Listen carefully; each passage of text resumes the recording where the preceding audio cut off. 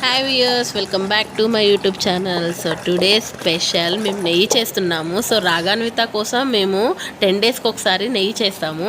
First అయితే మేము పెరుగు మీద ఉన్న మేగడ్ని డైలీ సైడ్కి పెట్టుకొని ఫ్రిడ్జ్లో పెట్టుకున్నాము. సో ఫైనల్గా ఒక బల్క్ అమౌంట్ అయిన తర్వాత తీసి నెయ్యి చేస్తున్నాము.